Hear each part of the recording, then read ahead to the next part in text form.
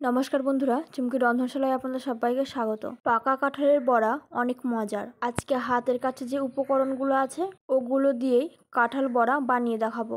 এই বড়াটা অন্য যে কোনো বড়ার থেকে স্বাদ আলাদা আর খেতেও অনেক বেশি টেস্টি হয়।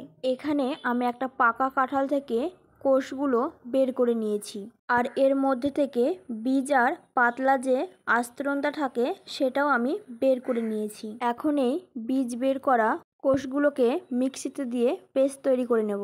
তবে আপনারা চাইলে হাত দিয়ে ভালো করে চটকে নিয়েও এগুলোকে তৈরি করে নিতে পারেন। তাছাড়াও বাঁশের ঝুড়ি বা প্লাস্টিকের ঝুড়িতে ঘষে ঘষেও এরকম পাল্প তৈরি করে নিতে পারেন। এবারে পেস্ট করে রাখা কাঁঠালের পিউরিটাকে একটা পাত্রের মধ্যে নিয়ে নিলাম। এবার এর মধ্যে দিয়ে দিচ্ছি ময়দা। আপনারা এখানে ময়দার পরিবর্তে আটাও ব্যবহার করতে পারেন। আর দিয়ে দিচ্ছি চালের গুঁড়ো, স্বাদ মতো নুন আর হাফ কাপ পরিমাণে চিনি। মিষ্টিটা আপনারা কম বেশি করতে পারেন। আর দিয়ে দিচ্ছি হাফ চামচ পরিমাণে মৌরি। এখানে আমি মৌরিটাকে আধ ভাঙা করে দিয়ে দিলাম। এবারে সমস্ত কিছু একসাথে খুব ভালো করে মিশিয়ে নেব। তবে এর মধ্যে কিন্তু কোনো রকম জল ব্যবহার করবেন না, এভাবেই মিশিয়ে নিতে হবে। এখন কাঁঠালের পিঠা তৈরির জন্য আমাদের এখানে ব্যাটারটা একদম ঠিক আছে। হাত দিয়ে একটু চেপে চেপে দিয়ে দিতে হবে। তেলটা আমি আগে থেকেই মিডিয়াম ফ্লেমে গরম করে নিয়েছি।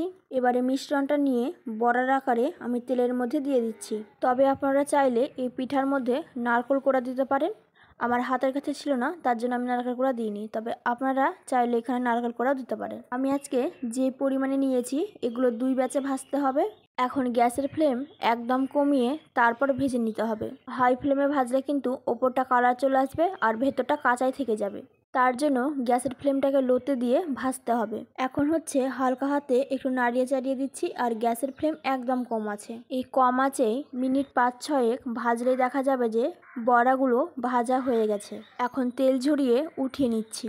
এইভাবে কাঁঠাল বড়া বানালে খেতে শুধু মজার না, বানানোও অনেক বেশি সহজ। আমার আজকের রেসিপি আপনাদের কেমন লাগলো অবশ্যই আমাকে জানাবেন। ভালো লাগলে লাইক ও শেয়ার করার অনুরোধ রইল। আমার চ্যানেলে নতুন বন্ধু হয়ে থাকলে চ্যানেলটি সাবস্ক্রাইব করে নেওয়ার অনুরোধ রইল। পাশে থাকা বেল আইকনটা অবশ্যই প্রেস করে দেবেন, কারণ আমি চ্যানেলে যখনই কোনো নতুন রেসিপি শেয়ার করব নোটিফিকেশন আপনাদের কাছে পৌঁছে যাবে। আজকের মতন এই পর্যন্ত। আবারও হাজির হয়ে যাবে নতুন কোনো রেসিপি নিয়ে। ভালো থাকবেন, সুস্থ থাকবেন। ধন্যবাদ।